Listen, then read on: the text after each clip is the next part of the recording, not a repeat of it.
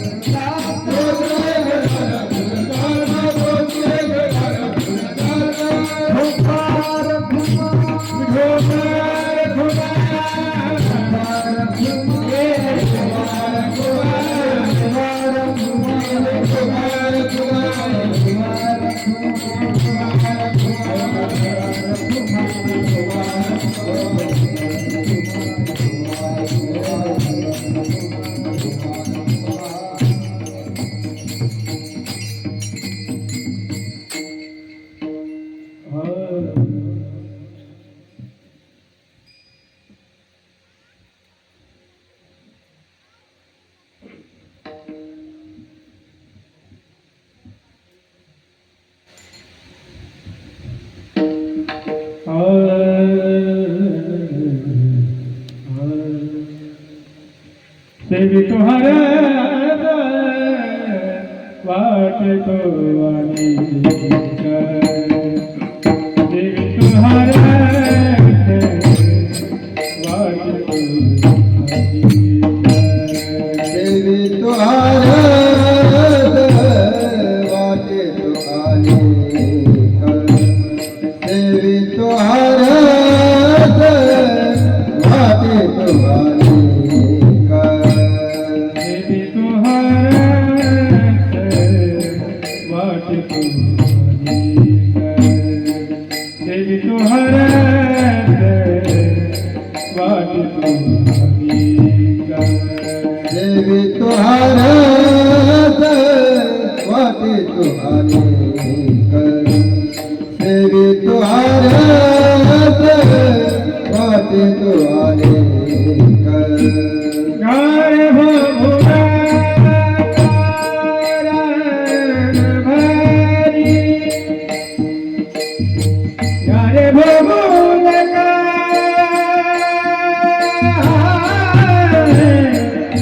नार भारी आ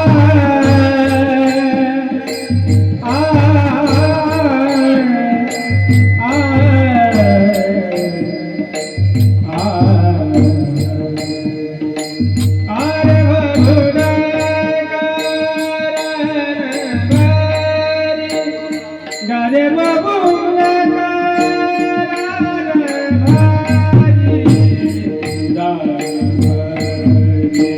विटे बरी जाती पाऊले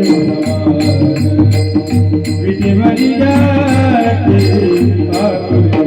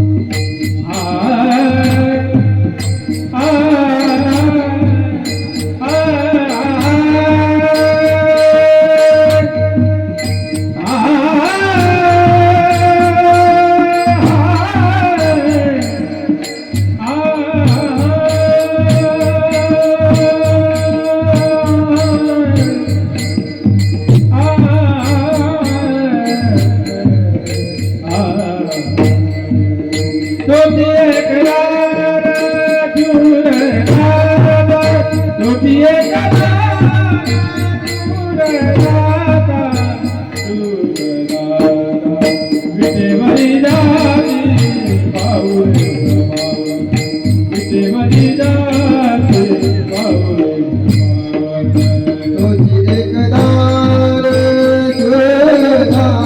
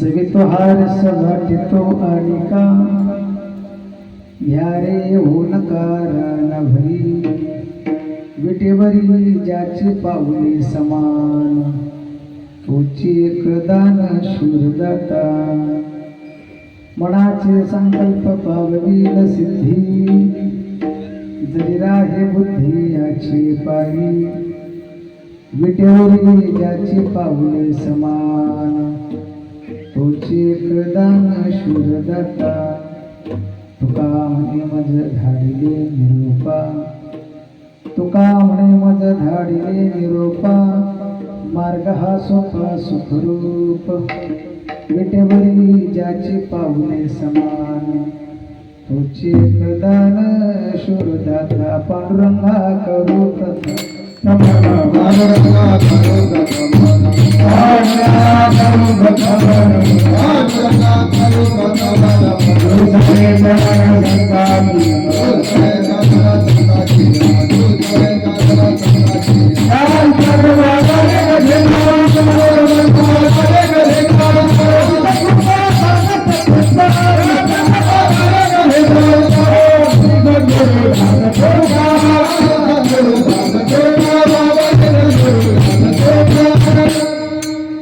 पांडुरंगा कृपा म्हणून दुसरे चरण संताचिया यांच्या कृपा दाने कथेचा विस्तार बाबाजी सद्गुरु दास तुका नमो विशदबोध विदग्धा विद्या रविंद्र प्रबोधा पराप्रमे प्रमदा गिलासिया नमो संसार तमसूर्या अप्रतिम परमदिया धारण तरतुर्या लालन लीला नमो जगदखिल पालना मंगलमणि निधाना सज्जनवण चंदना आराधिलिंगा नमो सुभाव भजन भाजना भवे भकुंभ भंजना विशोधभोना श्री गुरुराया श्री संताची माता चरणा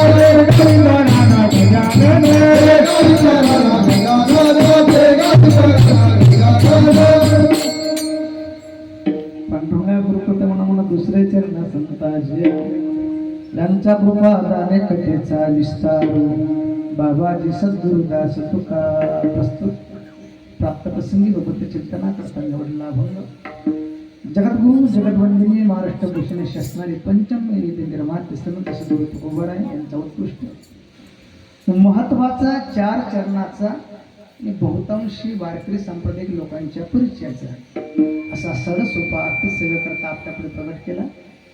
सभा निमित्त सर्वांना ज्ञात तरी अल्पसा परिहार सलाबात प्रमाणे ही विषय आपल्या या पुण्यनगरीमध्ये अर्थात राहुल ग्रामामध्ये भगवान परमात्म्याच्या कृपेनं साधू संतांच्या आशीर्वादानं श्री विठोबाजी महाराज यांच्या पुण्यतिथी महोत्सवाच्या निमित्तानं श्रीमद भागवत कथा ज्ञानयज्ञ त्या ज्ञानयज्ञामध्ये दुसऱ्या दिवसाचं बापुष्प सेवा माझ्या वाट्याला आली. आपल्या नगरातील आपल्या गावातील हरिभक्त प्रयाण परमस्नेही श्री मुरलीधरजी महाराज वाघ यांच्या अमृततुल्यवाणीतून भवभवशी ज्ञानरूपी गंगा वाहत आहे आणि त्या ज्ञानरूपी गंगेमध्ये स्नान करण्याची परवानगी तुम्हा आम्हा समस्त भाविकांना प्राप्त झाली. हे आपलं भाग्य विठाला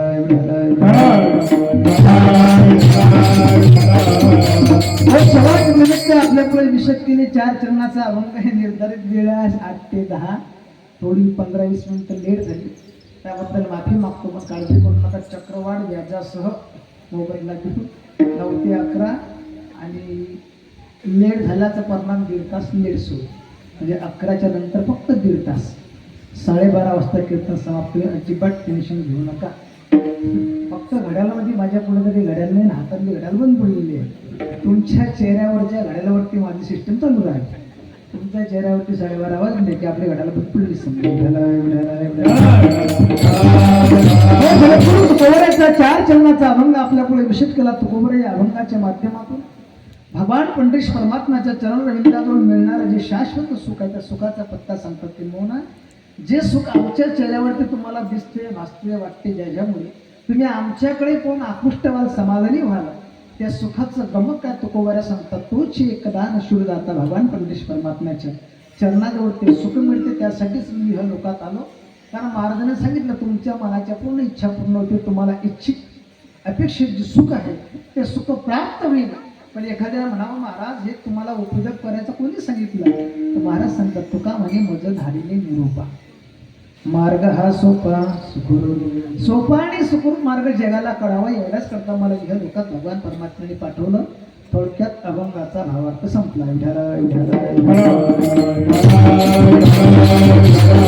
संपला पण कीर्तन संपलं असं समजू नका. कारण मी पहिलेच बोलून गेलो.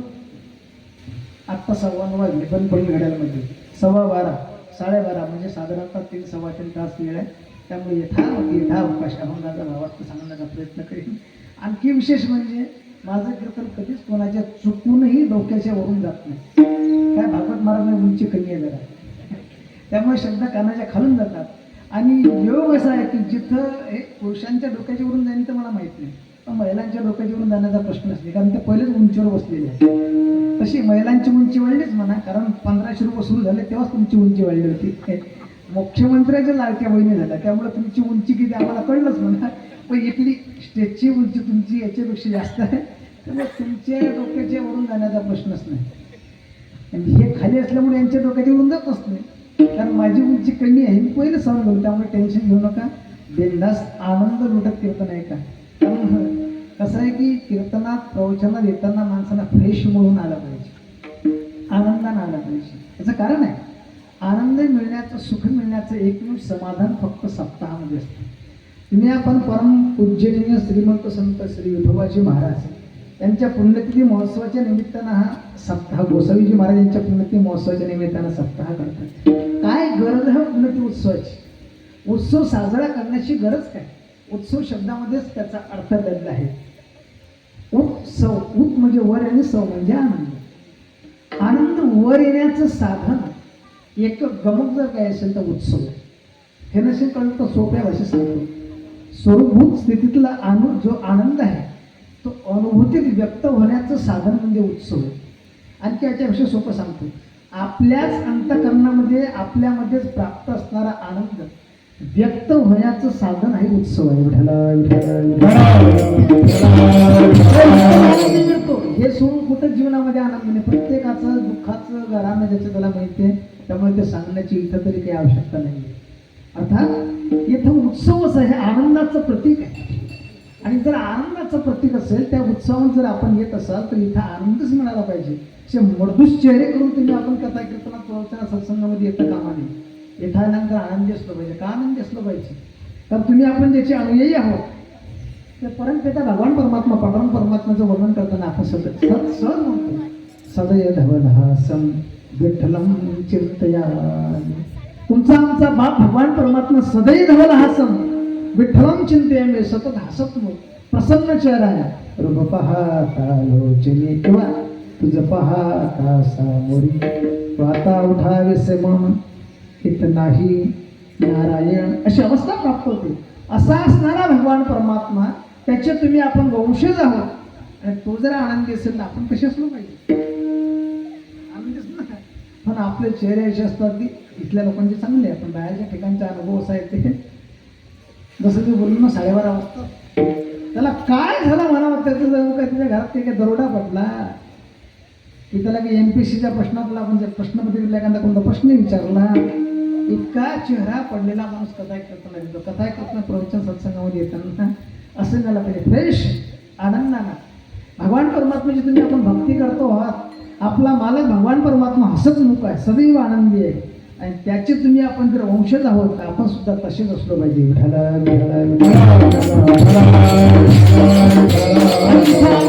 हे साधी गोष्ट नाही. कथा कीर्तन प्रवचन ऐकण्याच्या करता, कीर्तनामध्ये प्रवचनामध्ये येण्याच्या करता पुण्य पाहिजे. जन्मोजन्मीचा पुण्याचा ठेवा असल्याशिवाय तुम्ही इथे येत नाही, शक्यच नाही. हो, सोपी गोष्ट सांगतो तुम्हाला. साधं एखाद्या मुलाचं लग्न घडायचं असेल या काळात, पूर्वीच्या काळात नाही पण या 4 वर्षात, एखाद्याचं लग्न घडलं, लोकांना धन्यवाद, काय पुण्यवान माणूस आहे तू की तो लग्न झुकलो. का 5 वर्षाला मी मुली बोलवलो, लोक आम्हाला मुलीचा बायोडाटा पाठवत नाही, मुलगी पाहणं जाऊ. अर्थात पुण्य आहे म्हणून मुलगी मिळाली, ही आपली व्यवहारली गोष्ट आहे. पुण्य आहे बघ तुझं की तुझं मनासारखं तुला शेतामध्ये उत्पन्न भेटलं, बरोबर पुण्यवान आहे. म्हणजे आपली व्याख्या बोलतो बरं सर्वसामान्य लोकांची. किंवा एखादी जर घटना घडली, अपघात घडला, आणि अपघातामध्ये जर एखाद्या व्यक्तीला काहीच नाही लागला, पण तो खरोखर पुण्यवान माणूस आहे. इतकं लोकांना लागला पण त्या व्यक्तीला काहीच लागलं नाही. अर्थात अपघातातून वाचण्याच्या करता, मनासारखी पत्नी मिळण्याच्या करता, मनासारखे मार्क्स मिळण्यासाठी, मनासारखं उत्पन्न मिळण्यासाठी जर पुण्य लागत असेल तर जगाच्या मालकाचा भगवान परमात्म्याचे कथा कीर्तन प्रवचन ऐकण्यासाठी पुण्य जमेल काय? नाही. पुण्याशिवाय इथे येऊच शकत नाही. आपली जन्मोजन्मीची पुण्याची सामुग्री आहे म्हणून तुम्ही इथं आपण आला, एरवी तुमचं आमचं इथे येणं शक्यच नाही.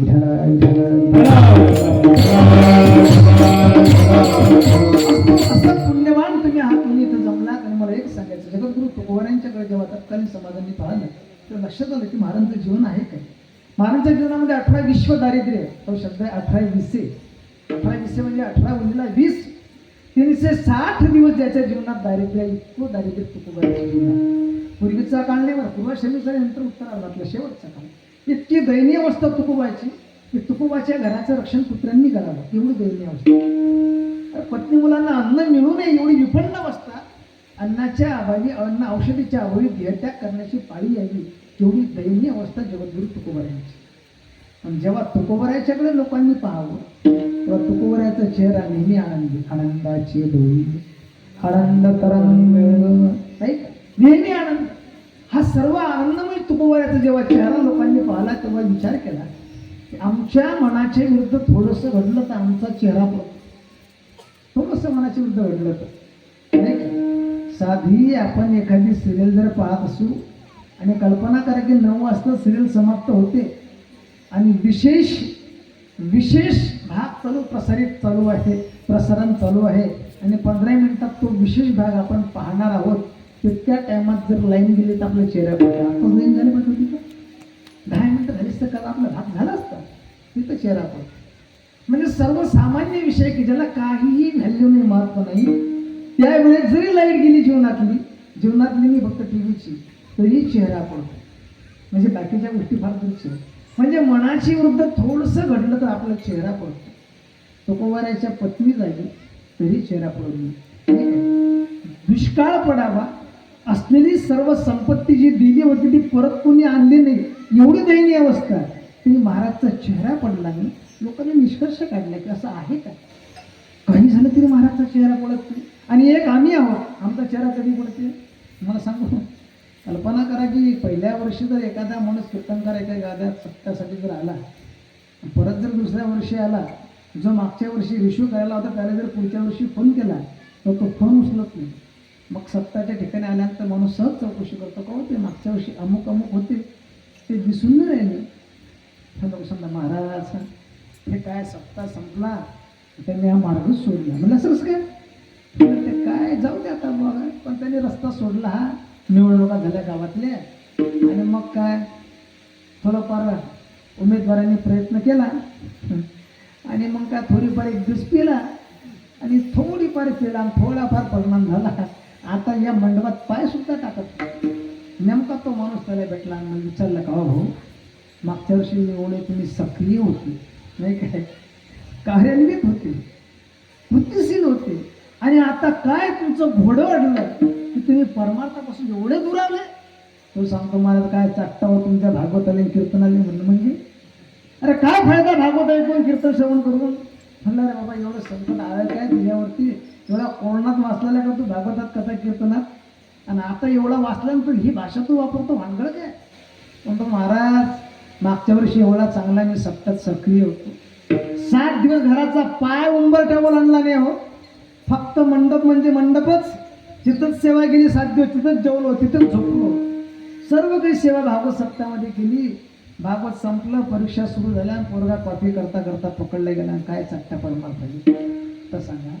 तुमचा पुट्टा कॉफी करताना पकडला गेला, याचा परमार्थाचा काही संबंध आहे का?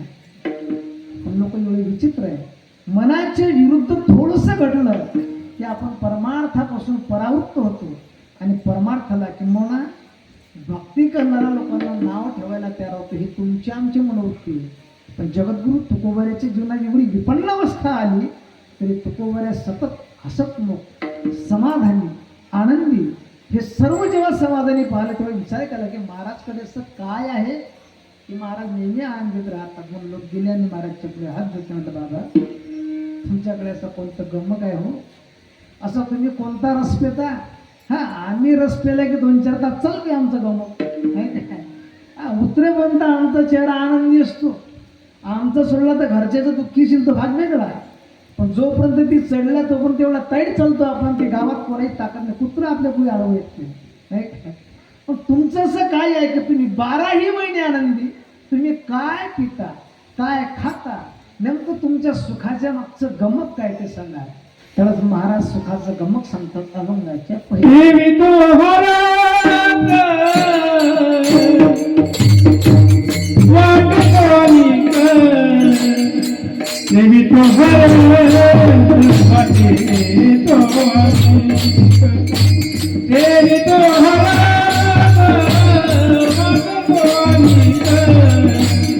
सेवी तो हर वाटे तो देवी तो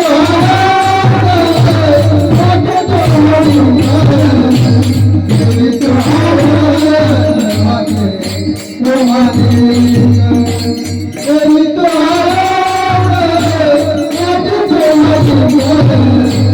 देवी तो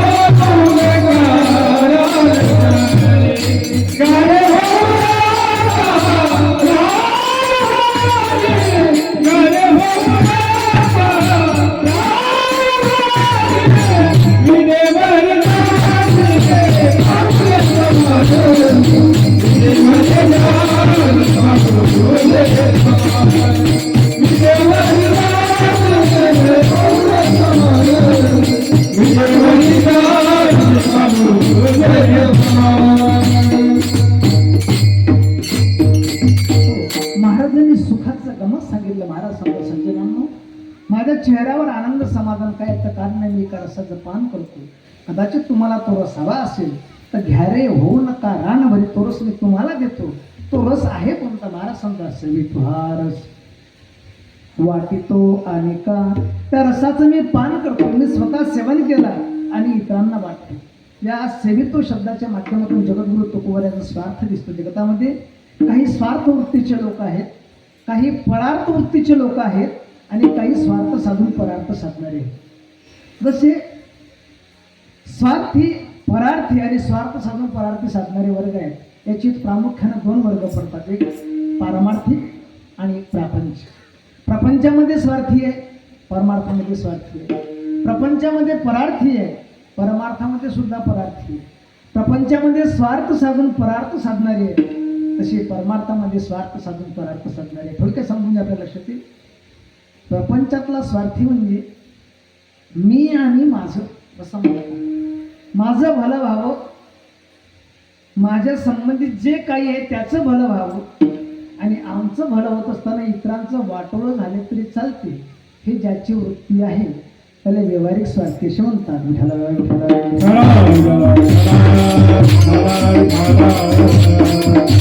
ज्ञानोबरांच्या भाषेत तर बोलत जातं. मौलिक ज्ञानोबा ज्ञानश्रमते सुंदर वर्णन करतात. तैसे म्हणवाच्या काही भलतया दुःख देत जाय, पुढे स्वार्थ साधितान पाहे पराचे हित.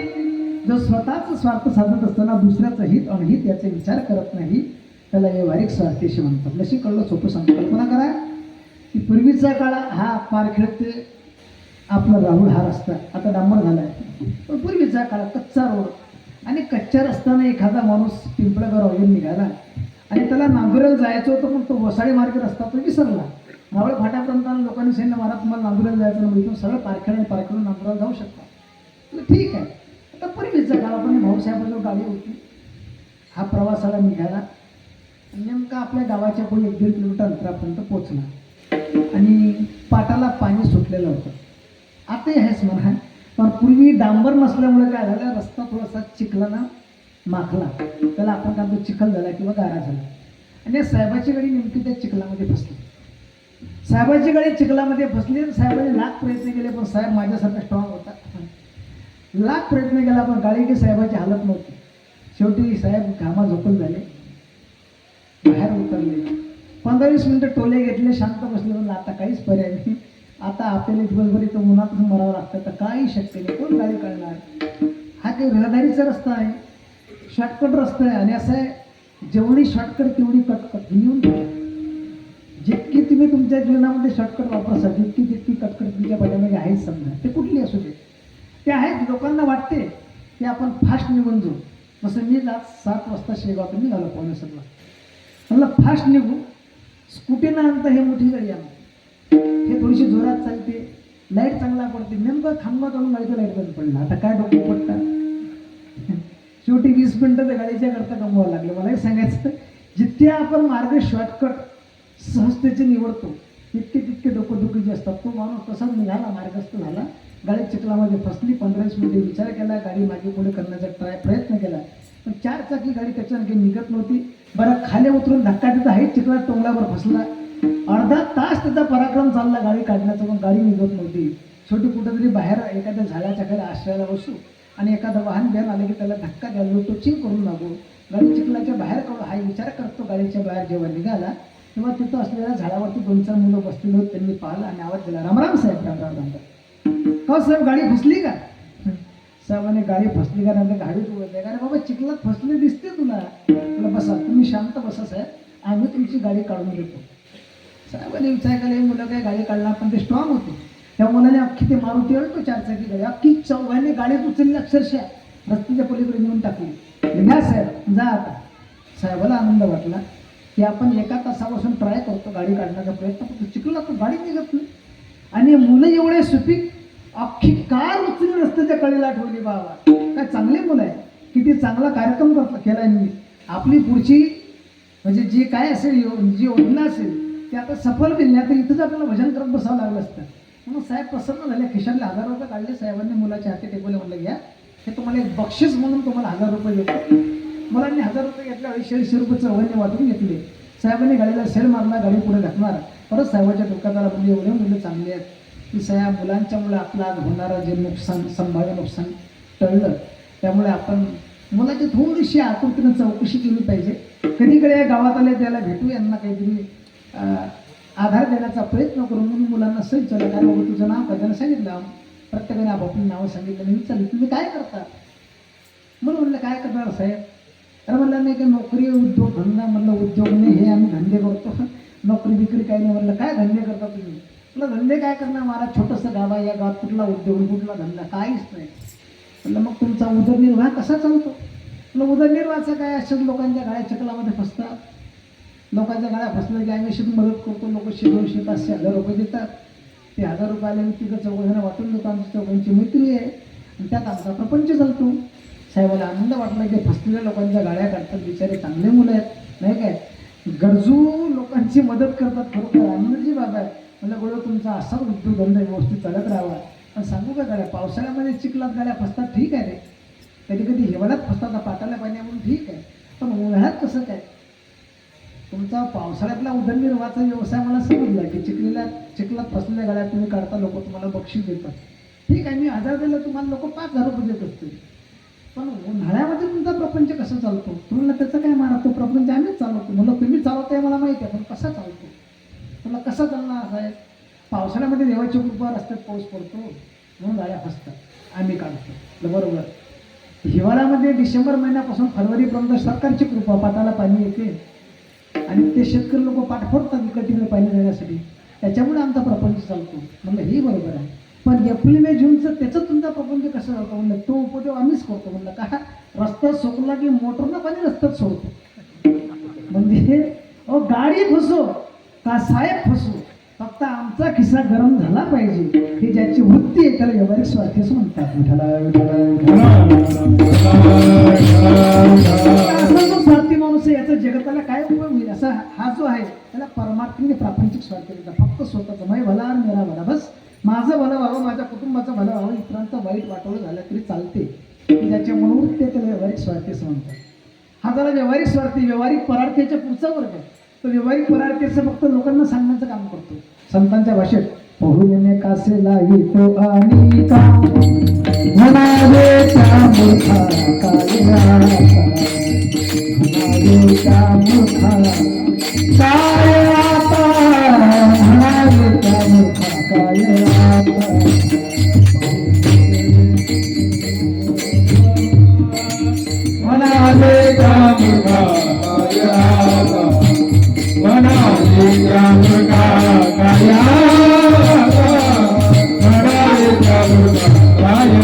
महाराज संत स्वतःला पोहण्याचं ज्ञान नाही आणि कासे लावितो आणि का म्हणावे त्या मूर्ख काय येतात नदीच्या काठावरती उभा असणारा एक माणूस पलीकडच्या काठावरती जायचं नदीला पूर आलेला आहे पण पूल नाही अशा अवस्थेत पलीकडच्या काठावरती जायचं कसं सारखा विचार करतो आणि तिथं काठावर जमलेल्या लोकांनी विचारलं का रे बाबा तुमच्या गावातल्या लोकांना या काठावर पलीकडच्या काठावर जायचं असलं म्हणजे मग कसे जातात म्हणजे पोहत जातात म्हणजे ज्यांना पोहणं नाही ते कसे जातात म्हणजे महाराज ज्यांना पोहणं नाही ते लोक ज्यांना पोहता येते त्याच्या कमरेला पकडतात पोहणारा पलीकडे गेला की ही पलीकडे पोचते मला असं आहे का म्हणलं हो तर मला पलीकडे जायचं मी काय म्हणलं पकड आपल्या कमरेला म्हणून त्या उभ्या असणाऱ्या माणसाच्या कमरेला पकडलं मग चला मग पलीकडच्या काठावर म्हणलं ठीक आहे हे पाण्यात निघालं 2-3 फूट पाण्यात गेलं पाहता 3-3.5 फूट पाण्यात गेलं पात्रात आणि 3.5-4 फूट पात्रात गेल्याच्या नंतर याच्या कमरेपर्यंत पाणी आलं पुढच्या आणि मागच्या दोघांच्या कमरेपर्यंत पाणी आलं तोपर्यंत काही वाटलं नाही पण हा हातपाय हलवत नुसतं चालतोय हे माझ्यासारख्या कंबर पकडणाऱ्यानं पाहिलं म्हणलं भाऊ आपण पोहोचू ना काठावरती व्यवस्थित म्हणलं टेन्शन घेऊ नका महाराज मी आहे ना तुम्ही निश्चित करा असे किती पोचवले मी पाहता थोडंसं आणखी पुढे पात्रात शिरला नेमका धारेच्या प्रवाहात आला आणि याच्या गळ्यापर्यंत पाणी आलं जेव्हा याच्या गळ्यापर्यंत पाणी आलं तेव्हा कंबर पकडणारा म्हणतो महाराज पोहता येतं ना तुम्हाला म्हटलं नाही पोहता येत नाही मरायला आणलं का इथं अरे मूर्खा तुलाही पोहता येत नाही मला पोहता येत नाही कशाला कंबर पकडलं नाही मला आता का दोघांचे अंतिम संस्कार सारखे करायचे काय तुला पोहता येत नाही सांगतो कशाला म्हणजे अनुभवी व्यक्ती की ज्याला स्वतः त्या कुठल्याच गोष्टीचा अनुभव नाही फक्त सांगतो हे करा ते करा याला फक्त सांगण्याचं काम करतो त्याला परार्थी म्हणतात अनुभव नाहीये फक्त सांगतो नाही का पोहू नाही का असे नशीब कळलं सोपं उदाहरण समजलं लक्षात येईल तुमच्या सर्वांच्या विशिष्ट आवडच्या लोकांचे परिचय सांगून लगेच लक्षात येईल गाढव असतं ना गाढव त्या गाढव जंगलामध्ये चढता विसरला रात्रीची वेळ होती विसरला असतं की अंधार पडला आणि अंधारामध्ये त्याला दिसत नव्हतं आता दिसत नसल्या कारण असतं तर गाढव तिथला तिथं फक्त खेळत रेगाळा होतं 5, 10, 15, 20, 25 मिनिटं झाले पाहता 9, 9:15, 9:30 वाजले पण गाढवने काही गावात येता येत नव्हतं बरेच गाढव विषय आहेत की 9:30 वाजले 10 वाजले तरी गावात पोहोचत नाही आता रस्ता दिसला नाही ते विचारायला काय करणार आहे तर तिकडेच फाट्यावरती फिरत होतं इकडे तिकडे फिरत होतं फिरता त्याला दिसली घुबड माहिती आहे का तुम्हाला नाही घुबड माहिती तर मला परिचय नाही मी दाखवतो तुम्हाला 2 मिनिटात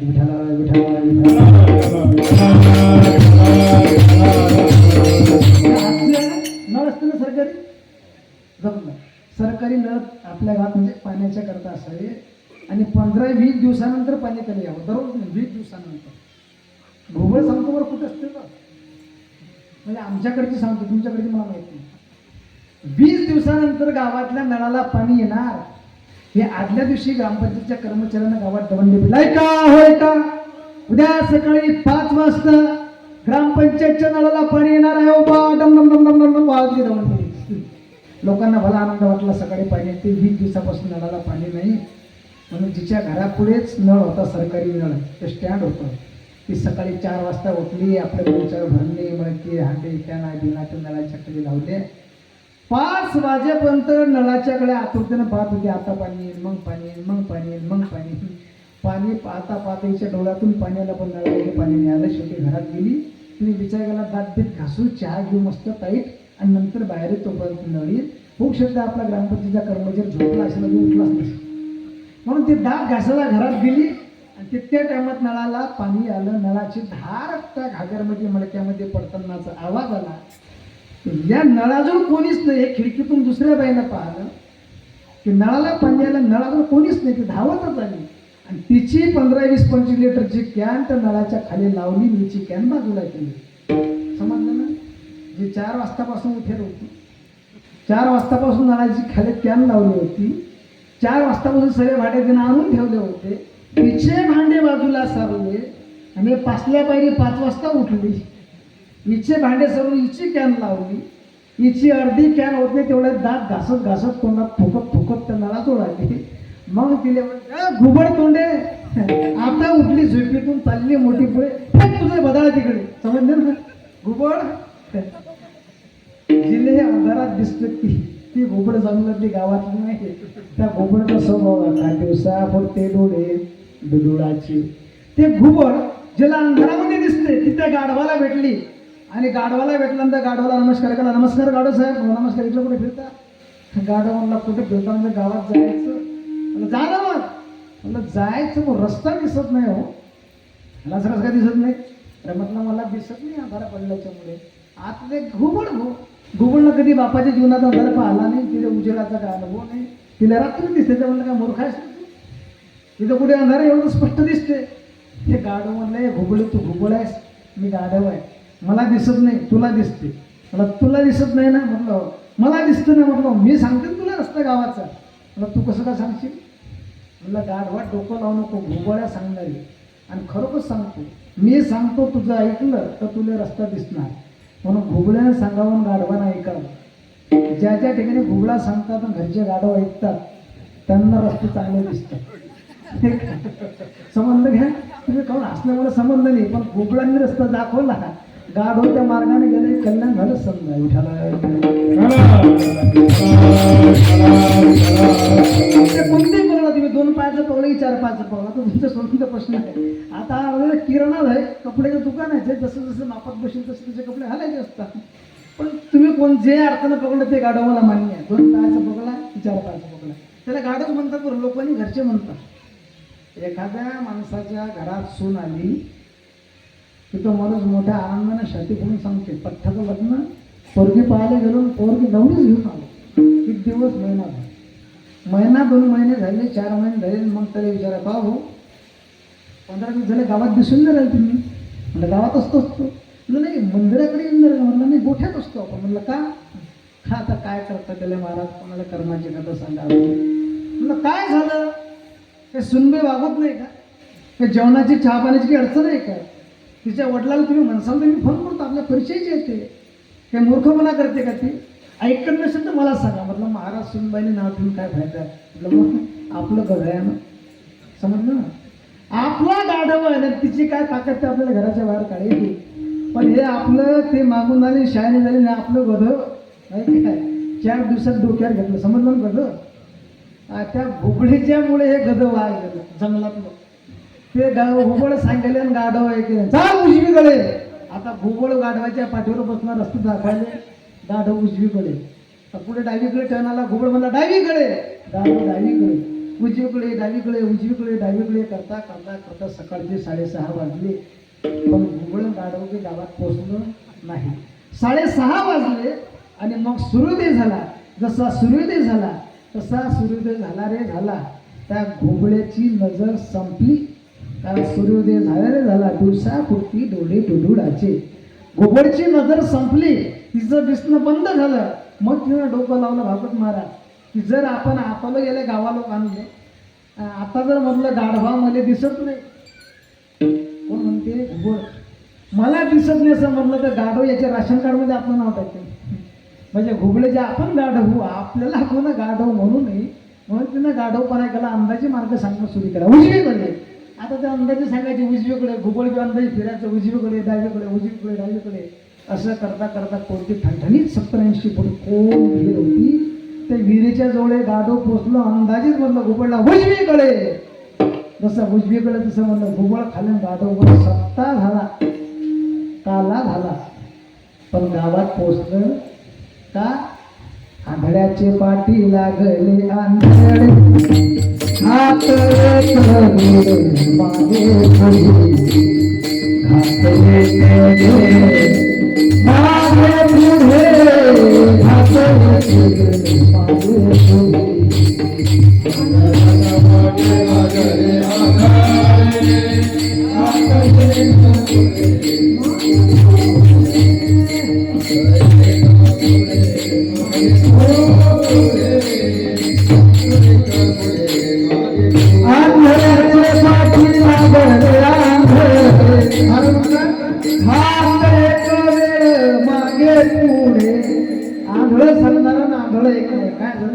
दोघांचा घात झाला.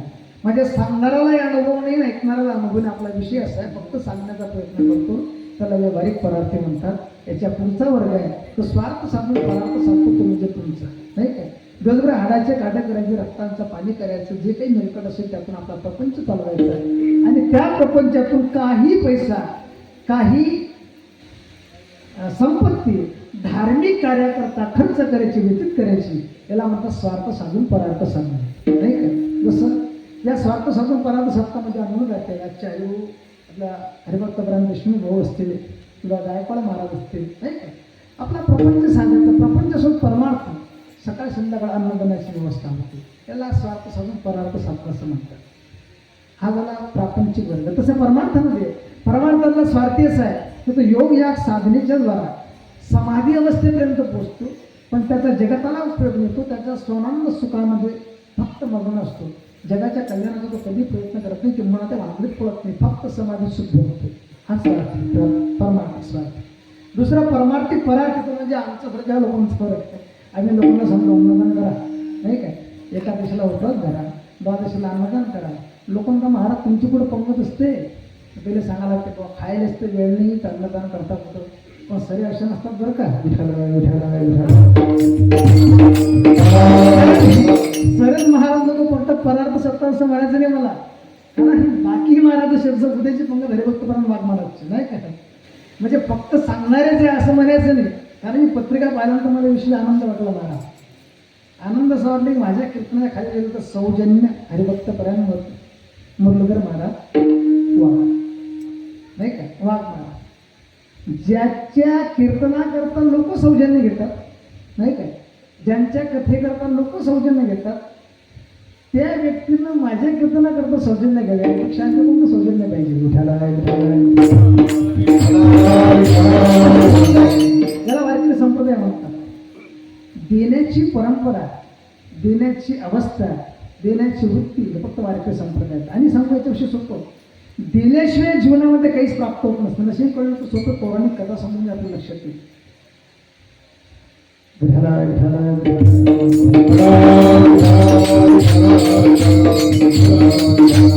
जीवनामध्ये जेव्हा आपण काहीतरी देतो तेव्हा देणाऱ्याला काही ना काही प्राप्त होत असतं. न देता जगतामध्ये काहीच मिळत नाही. काही ना काही द्यावं लागतं, काही ना काही द्यावं लागतं.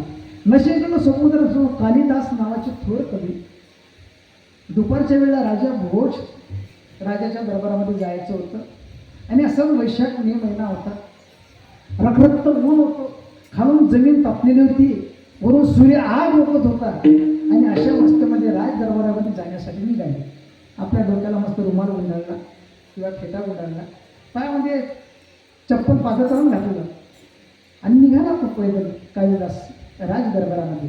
जात असताना थोडासा घराच्या बाहेर जसा निघाला तसा एक 70-80 वर्षाचा म्हातारा माणूस, ज्याच्या डोक्याला काही बांधलेलं नाही, अंगावरती पुरेसे कपडे नाही, चालताना हात हालतात, पाय हालतात, पायामध्ये चप्पल नाही, अशा अवस्थेमध्ये असणाऱ्या त्या म्हाताऱ्याला कालिदासांनी पाहिलं आणि हात जोडून म्हणलं, का बाबा एवढं ऊन आहे? म्हटलं हो आहे ना. एवढ्या उन्हात तुम्ही असं बाहेर निघाला? म्हटलं हो निघाला. कुठं जायचं? म्हटलं कुठेतरी जायचं. अरे बाबा जायचं होतं तर डोक्याला काहीतरी बांधायचं, पायात चप्पल घालायची, तुम्ही तसेच निघाले. तो म्हणला महाराज असलं तर घालणार, नाहीच तर काय करणार. काल नसाला दयाली, काल नसानं आपल्या पायाची चप्पल काढली. त्या म्हाताला सांगितलं बाबा ही चप्पल घालून जा आता. कालिदास महाराजांनी स्वतःच्या पायातली चप्पल त्या म्हातारा म्हणजे म्हातारा आनंदाने निघून गेला. पण कालिदास महाराजच्या पायात चप्पल नव्हती, उन्हाळा, यांना कधी बिना चप्पलची सवय होती. हे जशी चप्पल काढली ती जाग्या मुड्या मारायला लागली ना. म्हणजे इकडे तिकडे रस्ता शोधत शोधत झाडाच्या आशयानं कुठेतरी जात, म्हणजे कसं तरी आपल्याला आता आश्रमात म्हणजे राज दरबारात पोचायचं असं जाण्याचा प्रयत्न केला. तितक्यात त्या राजाच्या अंबारीचा माहूत अंबारी घेऊन आला, हत्ती घेऊन आला आणि हत्तीवर बसल्या बसल्या त्या माहूतानं आवाज दिला, ओ महाराज कुठं निघालात तुम्ही? हा अरे बाबा माझ्या पायात चप्पल, 2 मिनिटं उभे राहा फक्त, माझ्याशी बोला मग निघून जा. अरे म्हटलं बाबा एवढं ऊन तपतीये, माझ्या पायात चप्पल मी 2 मिनिटं कशाला उभे करताय? मला तेच विचारतो, एवढं ऊन तपते तुम्ही निघालं, तुमच्या पायात चप्पल नाही. अरे म्हटलं उभं कशाला करता, चालू चालू मध्ये बोल. पण लोकांचा स्वभाव असते कुठं काय विचारावं, कसं विचारावं, फार विचित्र आहे. एखाद्या माणसं कीर्तन झालं, माणूस झोपला आणि मग 2 मिनिटं भागवत महाराज, भागवत महाराज उठले काय का झोप लागली होती काय? अरे मूर्खा झोप लागेलच होती ना, आता कशाला आवाज दिला? पण लोकांचा स्वभाव असते तसा, बोलायचं आणि मोकळं व्हायचं. शेवटी तो मावताला म्हटलं, हो माऊत महाशय, माझ्या पायात चप्पल नाही, तुम्ही अंबारीवरती बसले आहात, मला आता राज दरबारात जायचं, माझे पाय उन्हाना पोडतायत, वरून सूर्य आग ओळखतोय, तुम्ही खुशाला मला उभं केलं, चालते का तुम्ही इथून? माऊत म्हणला, हो 2 मिनिटं ऐका माझं, मी सुद्धा राज दरबारात चाललो आणि योगायोग अंबारीवरती कोणीच बसलेलं नाही हत्तीवरती, तुम्ही जात असाल तर मी तुम्हाला हत्तीवर सोडून देतो. कालिदास सरांना बरी गोष्ट आहे. कालिदास महाराज हत्तीवरती बसले, अंबारीत बसले, आता राजाच्या असं राज असण्यावरती अंबारीत बसले आणि निघाले. योग कर्मधर्म सहयोगाने राज दरबारामध्ये पोहोचणार तितक्यात कैलास महाराज अंबारीवरती बसले आणि भोज राजा घोड्यावर बसून त्या राज दरबाराच्या पुढे निघाले. कालिदास महाराजांच्याकडे त्यांनी डोळे लावून पाहिलं, डोळे भरून पाहिलं, विचार केला याची उडी मजाल की माझ्या आसनावर बसला.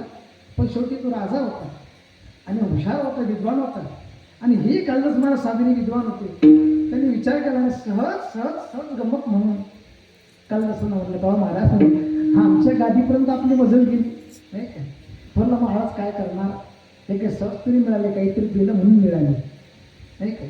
वास्तविक पाहता कोणी कोणाच्या जागेवर बसू नये, ऐसी जगह बैठना कोई न कहे उठ और ऐसी बात बोलना कोई न कहे झूठ. आपल्या लायकीप्रमाणे माणसानं बसलं पाहिजे नाही का, उगाच कोणाच्या जागेवर बसू नये. पण कोणत्याही जागेवर जर विद्वान बसला त्याला कोणा उठू नये, कारण ते त्याच्या बसण्याच्यामुळे जागा सुशोभित होत असते. याचा अर्थ असा आहे, विद्वान कुठेही बसत नाही, पण तो बसला तर उलट त्या जागेचे मान वाढते, किंमत वाढते. त्यामुळे विद्वानाला बसायला काही हरकत नाही. कालिदास सुद्धा बसलाय, राजाने पाहिलं, राजाने गंमत केली. बोलता बोलता कालिदास त्या राजाला म्हणतो, महाराज हे अंबारी मला अशी सहज मिळाली नाही. म्हटलं का? याच्याकरता मला काहीतरी द्यावं लागलं. आपला विषय सुरुवात दिल्याशिवाय मिळत नाही. काय द्यावं लागलं तुम्हाला? आणि दिल्याच्या नंतर माझी अंबारी मिळाली. म्हणलं राजेसाहेब याच्याकरता मला चप्पल दान द्यावी लागली नाही काय. माझ्या पायात जर चप्पल असती तर मावताना हत्ती थांबवला नसता आणि हत्ती जर थांबवला नसता तर मला हत्तीवर बसवलं नसतं. मी ज्या अर्थी हत्तीवर बसलो त्यावेळेस माझ्या पायात चप्पल नव्हती हे मावतानी पाहिलं. म्हणजे मी आधी चप्पल दान दिली, ती साधी फाटकी तुटकी होती नाही काय, कशी काय असे ना, पण चप्पल दान दिली त्याचा परिणाम मावताच्या माध्यमातून राजाची अंबारी कालिदासांना मिळाली. मला उदाहरण एवढ्याच करता सांगायचं होतं की चप्पल दिल्यानंतर अंबारी मिळू शकते, लग चांगले असल्यानंतर, पण न देता जीवनामध्ये काही साध्य होत नसते. म्हणून देण्याची पद्धत, देण्याची सवय असली पाहिजे, दान धर्म करण्याची पद्धत असली पाहिजे. आणि तुम्ही खरोखर भाग्यवान आहात की तुम्ही दिलेल्या दानाच्या माध्यमातूनच, तुम्ही दिलेल्या देणगीच्या माध्यमातूनच परमपूज्य संत विठोबाजी महाराज गोसावी यांचा पुण्यतिथी उत्सव साजरा होतो. याचा अर्थ असा की त्यांची कृपा आहे आणि तुमची देण्याची वृत्ती आहे.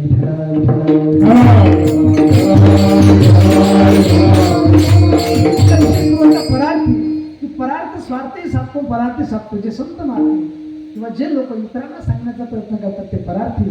पण जगद्गुरु तुकोबार याच्या पलीकडचे आहे की त्यांनी स्वार्थी साधला, भगवान परमात्म्याच्या भक्तीचा किंवा भगवंताचा अनुभव घेतला आणि आलेला अनुभव जगाला गेला. तुका म्हणे खातो आनंदाचे लाडू.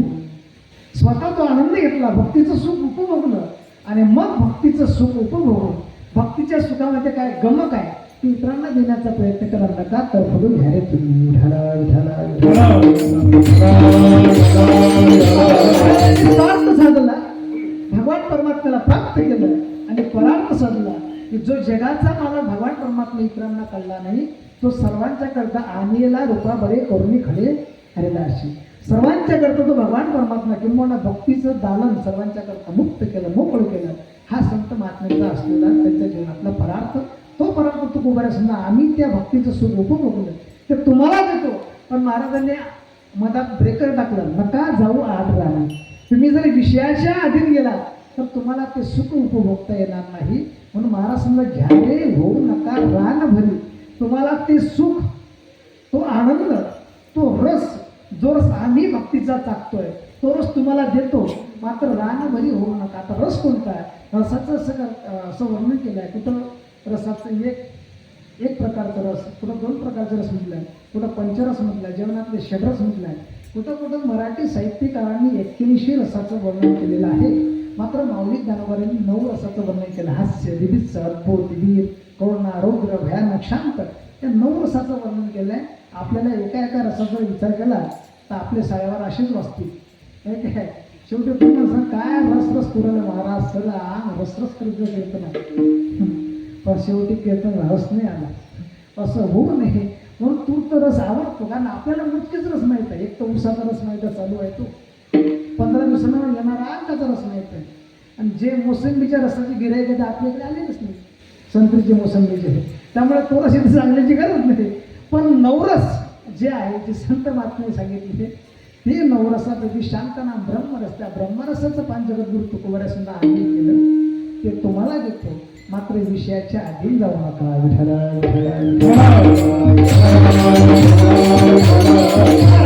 तुम्ही तो रस चाखला, तो रस उपभोगला, तो रस आम्हाला कुठे मिळेल हे सांगा.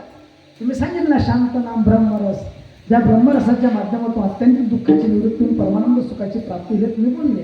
पण तो ब्रह्मरस, ते भक्तिरस, ते आम्हाला कसं उपभोगता येईल? मला असं त्याच्याकरता तुम्हाला सर्वात सोपा आणि सहजतेनं प्राप्त होणारा मार्ग किंवा सुखाचं साधन, ते प्राप्तीचे स्थान कोणतं आहे, जिथं गेल्याच्यानंतर तुम्हाला ते सुख उपभोगता येईल, ते सुख संतो अभंगाच्या दुसऱ्या चरणात.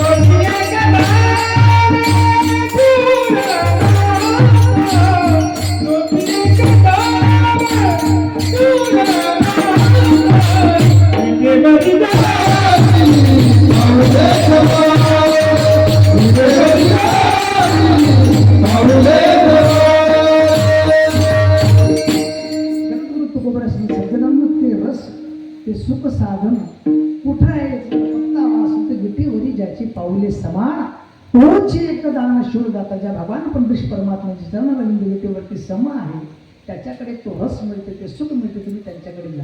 भगवान पंडित परमात्म्याची चरण विटेवरती सम आहे, ते सर्वांच्या करता सारखे आहे. तो एकमेव दान शिवदाता आहे आणि खरं सुख तिथंच आहे. यो वै भूमाता सुखम नालते सुखम असते.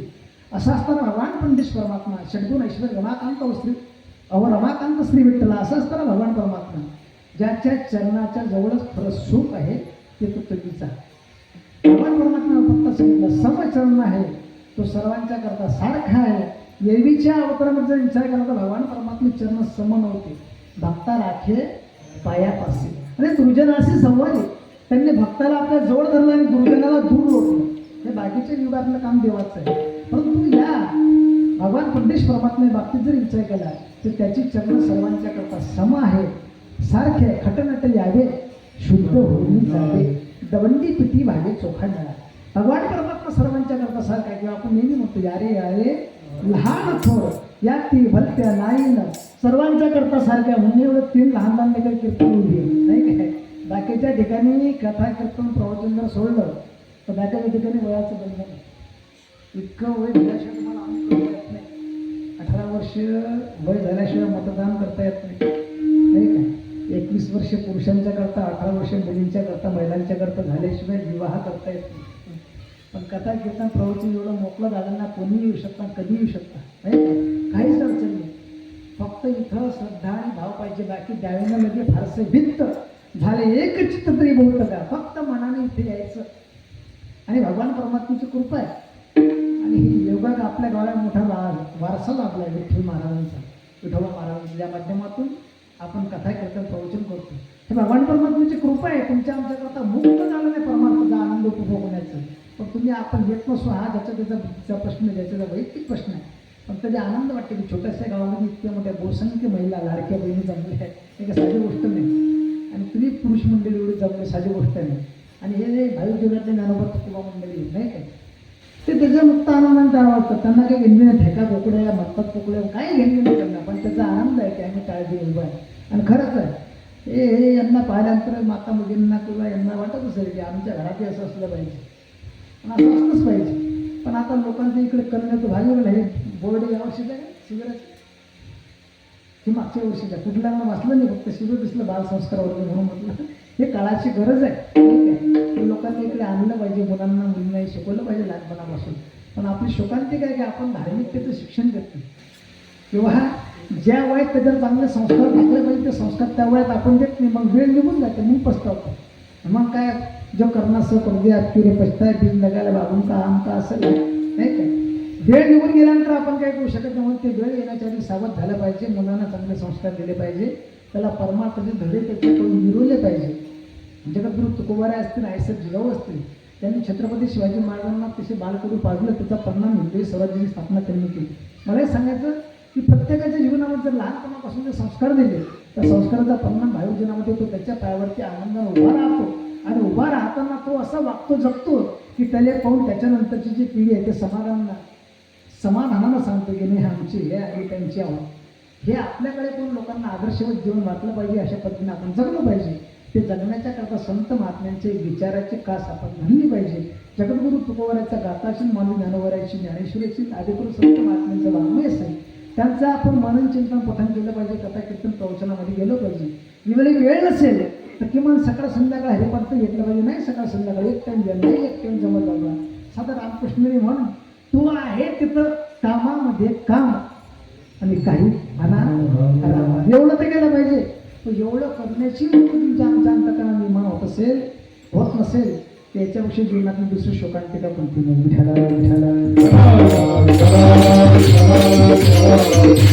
भगवान परमात्मे चंद्रबंद विटेवरती समय त्यांच्याकडे जा तिथं तो रस तुम्हाला निश्चित प्राप्त होईल असं सांगल्यानंतर लोक म्हणलं महाराज तुम्ही सांगता भगवान परमात्म्याच्या चरणावर तो रस ते सुख ते आनंद आहे. तो रस ते सुख तो आनंद आमच्या जीवनात प्राप्त व्हावा एवढ्याकरता आम्ही काय केलं पाहिजे नाही का. तुम्हाला प्राप्त ठीक आहे तुम्ही काय केलं आम्हाला माहिती नसेल आणि इतरांच्या माध्यमातून समजून घेण्याचा प्रयत्न करू ठीक आहे. तुमचं जाऊ द्या तुम्ही त्या वृत्तीपर्यंत पोचले ती अवस्था आमच्या जीवनात प्राप्त होणार नाही.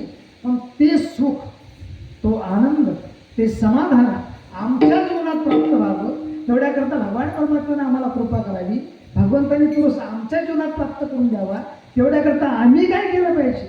आमची इच्छा कधी पूर्ण होतील तुकोबारा सांगण्यासाठी काहीच करावं लागत नाही. मनाचे संकल्प पावतील सिद्धी कधी जरी आहे बुद्धी याचे पडले. तुमच्या मनाचे संकल्प सिद्धीला जातील फक्त तुमची बुद्धी ईश्वराच्या चरणावरती विराजमान असली पाहिजे. यापेक्षा वेगळं करण्याची गरज नाही. विठाला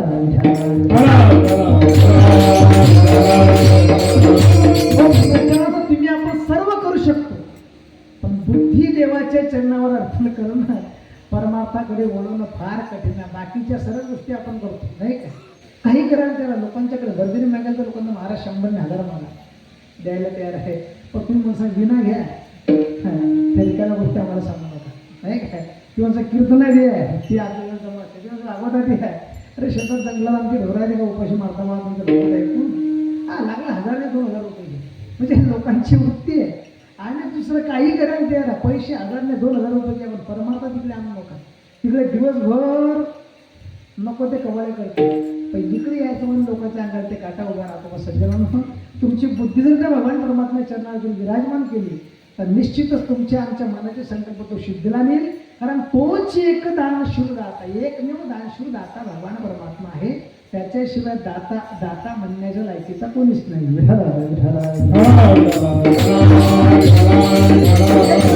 भगवान परमात्मा दानशूर किती मोठा दानशूर दाता आहे. तुझा इसा कोणी न देखे उदार अभयदान शूर पावतो. भगवान परमात्मा एकटा अभयदान देणारा आहे. त्याच्याशिवाय दाता दुसरा नाही. हा व्यवहारामध्ये आपण दाते म्हणतो दानशूर दाते ठीक आहे. काही अंशी त्यांचं म्हणणं ठीक आहे आणि आहे तुम्ही त्याबद्दल वाद नाही. परंतु कबीर महाराजांच्या वाशित्र बोलण्यात झालं तर महाराज म्हणतात दाती दाती चले गए रहे चपाती चोर नाही का. चंदन चंदन भीज गए रहे नीम के घोर, दाते दाते चले गए रहे चपाती चोर. चंदनाचे झाडं संपले तर निंबाचे फुलं शिल्लक आहे, नाही काय? चंदनाचं झाड कुठं दिसत नाही, फक्त निंबाचे फुलं शिल्लक आहे, ते कळूयात म्हणून. असे दाते संपले, आता फक्त खाते शिल्लक आहे. लोकांना दान देणं माहित नाही हो, दान घेणं माहित नाही काय? लोकांना कुठूनही घेण्याची इच्छा, देण्याची इच्छा नाही द्यायची. पूर्वी लोक गोदान द्यायचे, भूदान द्यायचे, स्वर्णदान द्यायचे, अन्नदान द्यायचे, विद्यादान द्यायचे, नाही काय? पण आता दान देण्याची पद्धत संपली. कारण गोदान कुठून देतील? गाईच ते राहिला. आता जर्सी गाय गिरगे आहे, गायच नाही, ते जर्सी आहे, ते दान कुठून देणार? तेवढं गोदान संपलं. भूदान करणं शक्यच नाही का? कारण आता इथलं मला माहीत, तुमच्या गावातला भाव माहीत नाही. विजेता आता शहरातले भाव सांगत झाले 30,000 रुपये गुंठा, 35,000 आपल्या 30 लाख रुपये, 40 लाख रुपये गुंठा. एकदम कोपऱ्या कापरात जो दूर घेतला तर 5-6-7 लाख रुपये गुंठा आहे. आता 5 लाखाचा एक गुंठा, 40 गुंठ्याचं 1 एकर क्षेत्र, ते भूदान कोणाला द्यायचं? लोक चवायला देत नाही, बाकीच्या कुठून दान धर्म करणार? त्यामुळे भूदान हा विषय संपला. बरं, भूदान नाही, गोदान नाही, सुवर्णदान. आता सुवर्णदान कसं तर योग्य चालाय का? 15 तारखेपासून 15 मेपासून अधिक मास, नाही काय? अधिक कसे अधिक फलम, तुम्हाला दान द्यायचं असे मी देऊ शकतो. पण किती जे काय असेल ते. पण सोनं करणं सोपं आहे का हो? आता स्वस्त झालं. आता काल मी भाव पाहिला तर खांबाला बोर्ड लागेल होतं, फक्त 5,000 रुपये तोळा सोनं चाललं नवाच्या दिवस. तुमच्यावर इच्छा असेल तर पैसे जमा करून द्या, मला प्रत्येकाने 5,000 रुपये, म्हणजे उद्या कंदील जाऊन पाहिजे, त्याबद्दल वाद नाही. सुवर्णदान, बरं 15,000 रुपयाचे ग्रॅम सोने मिळत नाही, ते दान द्यायचं कुठं? त्यामुळे सुवर्णदान करणं शक्य नाही, संपलं. मग गोदान नाही, भूदान नाही, सुवर्णदान नाही, अन्न विद्यादान संपलं. शाळेमध्ये गेले की पहिले सांगतात, महाराज तुमच्या घरी जमीन किती आहे, म्हणजे तुमचं वार्षिक उत्पन्न किती आहे? आपलं वार्षिक उत्पन्न 50,000 रुपये. म्हणलं 50,000? हे शाळेचं डोनेशन ₹1,00,000 रुपये. हे लाख रुपये माझ्यांना चोऱ्या कसं नाही, तुमच्या मुलाची ॲडमिशन होती, चला पुढचं शाळेत नाही. म्हणजे पैसे असल्याशिवाय तुमच्या मुलाला शाळेत ॲडमिशन होत नाही, तिथे शिक्षणही मिळत नाही. त्यामुळे विद्यादान संपलं. म्हणजे गोदान नाही, भूदान नाही, सुवर्णदान नाही, विद्यादान नाही. मग कन्यादान असायचं. पण आता कन्यादान संपलं म्हणायला काही हरकत नाही, नाही काय? कारण बापाच्या हातून कन्यादान होईलच की नाही सांगता येत नाही. आणि जेव्हा होतो तेव्हा ते कन्या नसते, याच्याबद्दल वाद नाही. म्हणजे मला काय म्हणा तुम्ही समजून घ्या. त्यामुळे कन्यादान आता 99.99% संपलं. मग आता दान कोणतं माहिती आहे लोकांना? आता फक्त मतदान माहिती, नाही काय? पण त्या मतदानाचं गमक काय, त्याचं शेवटचं बटन असतं नोटा. तो उमेदवाराला सांगतो, भाऊ तू देशील 2-3 नोटा तर ठीक आहे, आता खालचं बटन आहेच नोटा, समजलं ना? म्हणजे 1,000-2,000 रुपये तर तू देशील, तो तुझ्या बटन दाबला जाईल, नाहीतर आम्ही खालचंच बटन दाबणार. म्हणजे मतदान माहिती आहे, पण मतदानही संपलं, कारण पैसे येऊन देतो, दानच नाही. पण लोकांना एक दान माहिती आहे, तर दानाचं नाव अनुदान, नाही काय? लाल्याचं सो, काल्याचं सो, पिल्याचं सो दे, दुष्काळाचं असू दे, खायचं का असं दे, संघाचं का असं दे, आपण अनुदान. म्हणजे अनुदान दान घेतात लोक, दान देणं लोकांना माहिती नाही. म्हणून म्हटलं दाते दाते चले गए रहे चपातीचं. दान देण्याची वृत्ती नाही. त्या विरोधांना काही नावं सांगत असतो मी कीर्तनामध्ये, थोडक्यात आठवलं म्हणून सांगतो. काही लोक आपल्या गावात अन्न असतील, सांगावं लागत मला माहीत नाही, चोखे नाही ना कोणी अन्न होतं, मुंगे डामन्य हे दुपन्य नाही ना, असले तरी नाही होणार, म्हणजे मला थोडंसं बरं लागतं. हे काही लोकांचे नावं कसे पडले. दान देण्याच्या बाबतीत जर विचार केला तर ते दान देण्याची वृत्ती दंत करणार नाही, तर दाते होतील कुठून? कारण दान देणं साधी गोष्ट नाही. जन्मोजन्मीची स्वतःच्या पुण्याची सामग्री असली, कुटुंबाची पुण्याची सामग्री असली, अर्थात वंशाच्या पुण्याची सामग्री असली तर दान देण्याची वृत्ती होते. एरवी माणूस दान धर्म करू शकत नाही.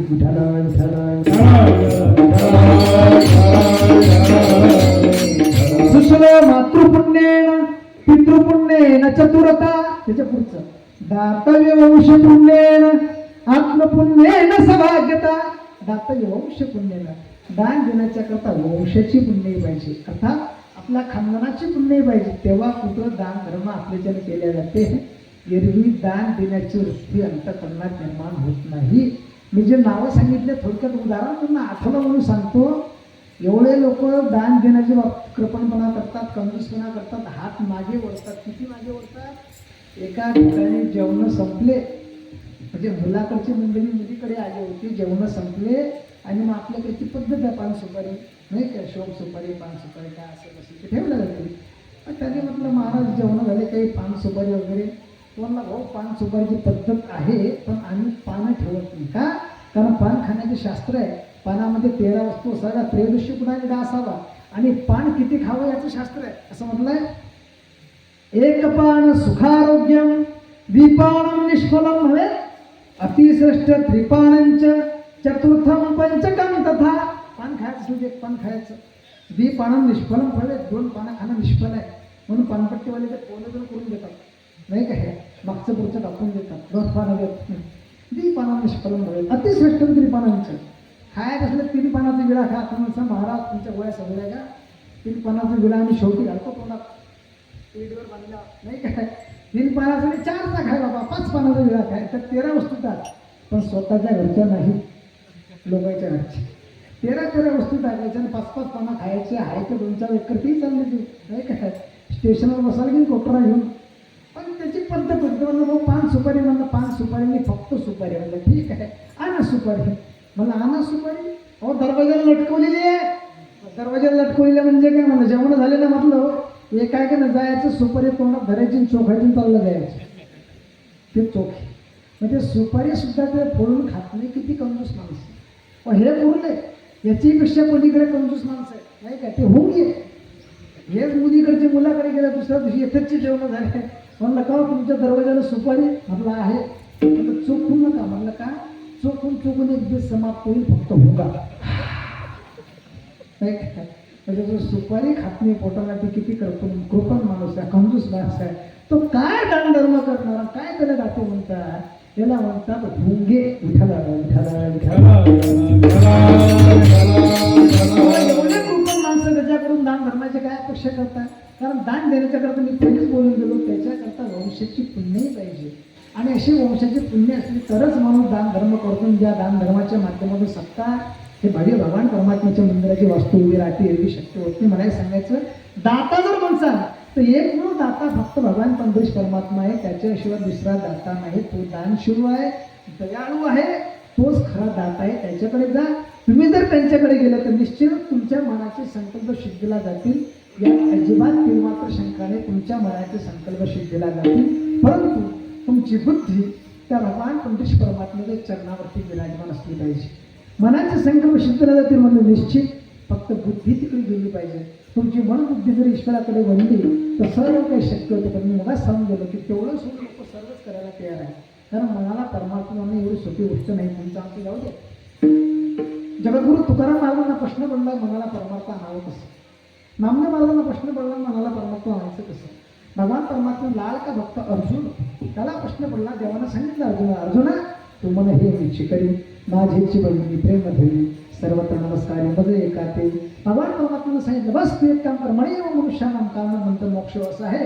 एवढ्या करता तू बघतो तुझं मन बुद्धी मला अर्पण कर. भगवान परमात्म्यानं सांगितलं. भगवान परमात्मा मोकळे गेले. अर्जुन म्हटलं हो देवा तू म्हणे हे इच्छी करी माझी बहिणी प्रेम धरी, तुझं म्हणणं ठीक आहे. पण मन किती चंचल मी मला कृष्ण प्रमाथी बलवत दृढ. अरे मन चंचल आहे. हे सहजासहजी परमार्थ देत नाही. तुझं मन कधी तुझ्याकडे लागेल, कधी ईश्वरमय कधी भगवानमय होईल ते काही भांडवत आम्हाला कळलं नका. तुझ्या इकडे आमचं मनच येत नाही. अर्थात देवाच्या लाडक्या भक्ताच्यामुळे समस्या बनली की मनाला परमार्थ लावायचं कसं, हे का मोठी मोठी समस्या आहे. म्हणून संत महात्मे ठिकठिकाणी देवाच्या पुढे प्रार्थना केली. देवा माझे मन लागू तुझे चरण नाही का, माझं पण तुझ्या चरणावरती लागू. देवाच्या पुढे नामदेव महाराजांनी प्रार्थना केली. किंवा तुकाराम महाराजांना तुका म्हणे तू राख मनेरी, मनरूपी काय तू सांभाळ बस, बाकी आम्ही सर्व करतो नाही काय. एकदम मन जर तू सांभाळलं तर आम्हाला सर्व करता याचा अर्थ कसा आहे की मनाला परमार्थ आणणं फार कठीण आहे. एरवी मन कुठेही जाते पण परमार्थामध्ये येत नाही. इकडे येण्याच्या करता मन फार त्रस्त करतो नाही काय. मनाचा स्वभाव एवढा विचित्र आहे की त्याला लाख प्रयत्न केला की आपण त्याला परमार्थानं सरळ करू, पण मन परमार्थामध्ये येत नाही. हे मोठमोठ्याची अडचण आहे.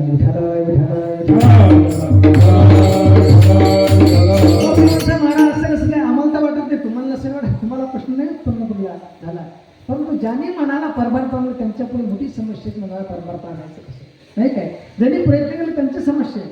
हा ज्यांनी प्रयत्न केलेच नाही त्याच्यापुढे कशी समस्या आहे थोडी काही समजायला लक्ष दिलं. आपल्या कल्पना करा की 4-5 बसल्या मुलांच्या गोष्टी सुरू झाल्या.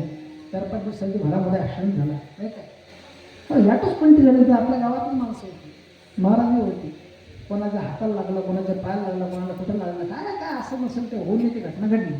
पण लोकांचं काय असते, आता गावातले ड्रायव्हर होते, गावातले येत होते, गावातले प्रवासी होते, नेमकी घटना कशी होती गावातल्या लोकांना माहिती होती, त्यामुळे कोणी बोललं नाही. पण एरवी पद्धत अशी आहे, अपघात झाला की लोक पहिले ड्रायव्हरला लायसन देऊन देतात.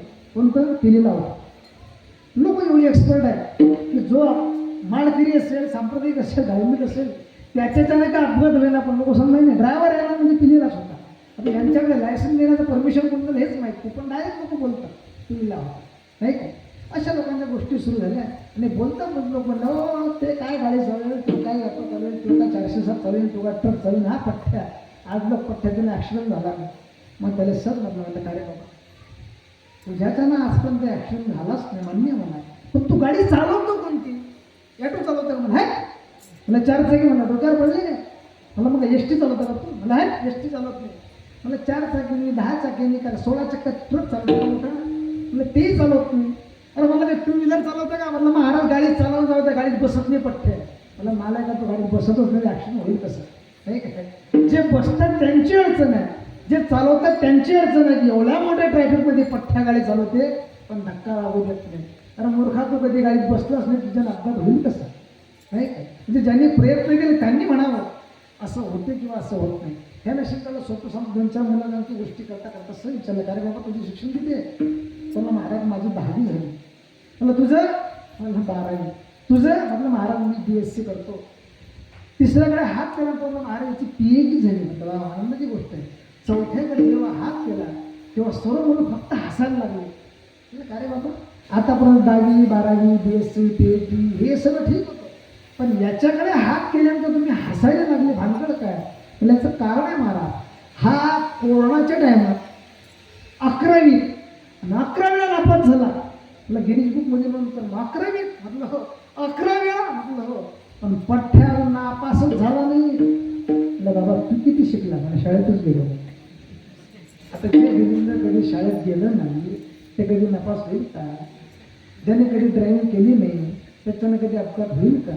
तसं ज्याने कधी मनाला परमार्थात आणलंच नाही त्याला काय कळणार मन चंचल आहे की सोपं आहे की साध आहे, की ती सहजतेनं परमार्थ करते, की कथा कीर्तन करते, की कथा कीर्तन देते, त्याला काय करणार आहे. पण ज्यांनी प्रयत्न केले त्यांचे अनुभव आहे. मन चंचल आहे, मन ओढाई आहे, ते सहजासहजी परमार्थात येत नाही. असं चंचल असणारं जरी मन असलं पण हळूहळू ढाळे केतुलीने एक वेळेस प्रयत्न जरी केले अभ्यासाच्यामुळे ते मन एक दिवस स्थिरावेल आणि भगवान परमात्म्याच्या चरणावर एक वेळ जर स्थिरावलं तर तुमच्या मनाचे संकल्प सिद्धीला गेल्याशिवाय राहणार नाही. हा त्याचा अर्थ आहे.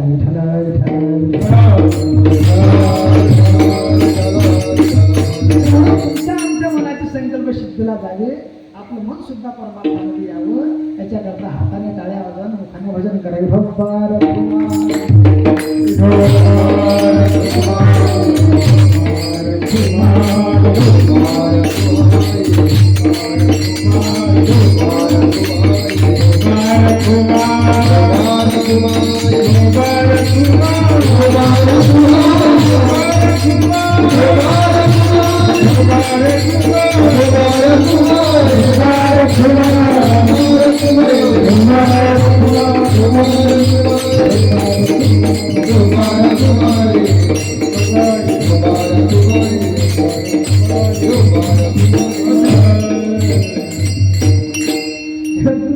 तुमच्या आमच्या मनाचे संकल्प सिद्धीला जातील, कधी जरी राहे बुद्धी याची पायी.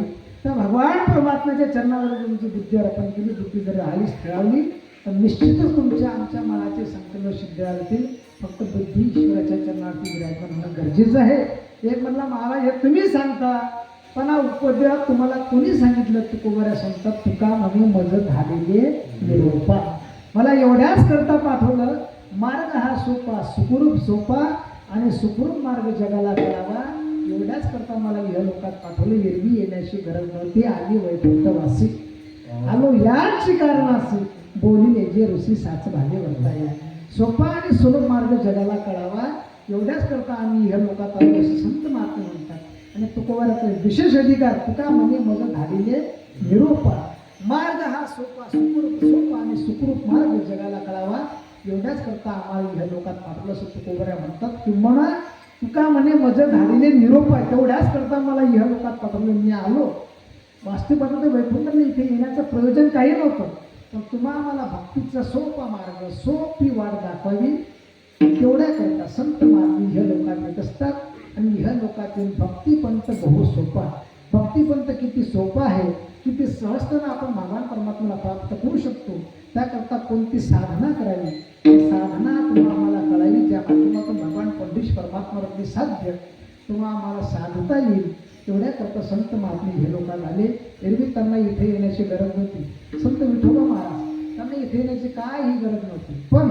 इथे येऊन आपल्या ग्रामातील आपल्या गावातील आपल्या पंचकोशातील आपल्या परिसरातील लोकांना भक्तीचा मार्ग दाखवावा या माध्यमातून हे लोक सन्मार्गाने चालावे मोहमायापासून त्यांचं जीवन दुरावलं पाहिजे आणि परमार्थिक साधने यांच्या जीवनात घडली पाहिजे तेवढंच करता संत महात्मे अर्थात विठोबा महाराज तुमच्या आमच्या सर्वांच्या उद्धाराकरता हे लोकांना उत्तीर्ण झाले तरी त्यांना इथे येण्याची गरज नाही आणि अशी जे संत महात्मे येतात ते तुम्हा आम्हाला पुण्याचा मार्ग दाखवण्याकरता सोपा सुलभ मार्ग दाखवण्याकरता सोपे वर्मा आम्हा सांगितलेले संती हाती टाळे घेतील घेऊन नाचा संत महात्म्याला सोपा मार्ग सांगला बस हातामध्ये टाळ घ्या गळ्यामध्ये विना घ्या आणि प्रभूचं नामस्मरण करत भगवान परमात्म्याचे गुणांवाद गा यापेक्षा कलियुगामध्ये उद्धाराच्या करता सोपं साधन नाही बाकी युगभरात अनेक साधने होते जे पसेल तप असेल अनुष्ठा असेल तीर्थाटन असेल अनेक मार्ग होते पण त्या मार्गाने गेल्याच्या नंतर सहजतेनं आपल्याला भगवान परमात्म्याची प्राप्ती होईलच सांगता येत नाही पण हे सर्वात सोपे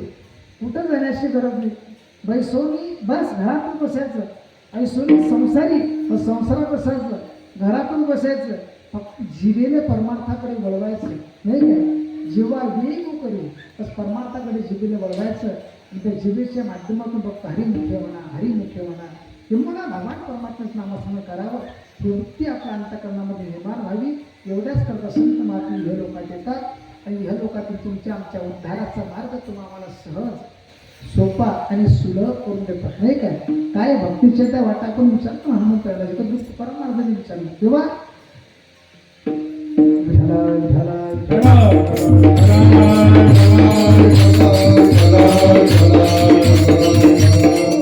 मोडल्या वाटा सूक्ष्म दुस्तर त्याला राज्य महाराज चालायचा सूक्ष्म दुस्तर ज्या वाटा आहेत ते साधन आहे ते बाजूला सोडून एकमेव राजमार्गासारखा मोकळा मार्ग केला भक्तीचा की कोणीही या सर्वांना सारखं सहजतेनं भगवान परमात्म्याला प्राप्त करता येईल असा जो राजमार्ग आहे तो मार्ग कोणता हाताने टाळी वाजवा आणि त्यांना हा मार्ग दाखवला त्यांच्या नामाचं चिंतन करा ज्ञानेश्वर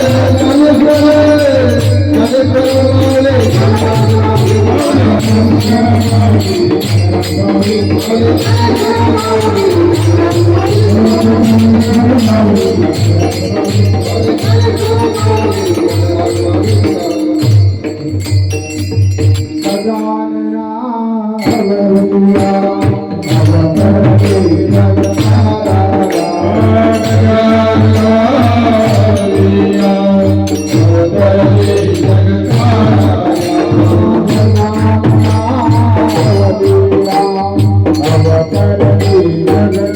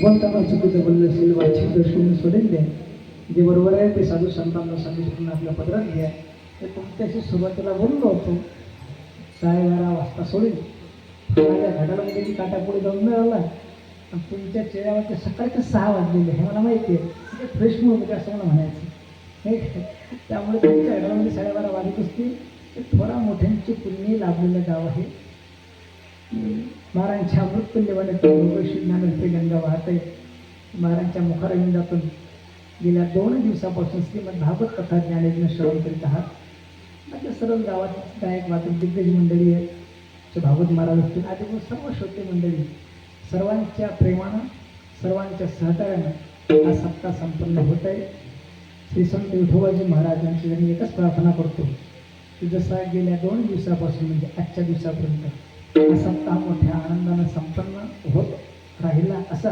बरोबरीत 6 दिवस याहीपेक्षा मोठ्या आनंदानं सप्ताह संपन्न हो संत विठोबा महाराज भगवान परमेश्वर परमात्मा यांची कृपा तुमच्या आमच्या जीवनात सदैव राहो आणि हा सप्ताह याहीपेक्षा मोठ्या आनंदानं संपन्न होत राहो ही कृपा विठोबा महाराजांच्या जीवनावरती करो आणि स्थिरबुद्धी म्हणा कदा नको जो नारायणा एवढी भगवान परमात्म्याची मी प्रार्थना करू वसवेला पूर्णाराम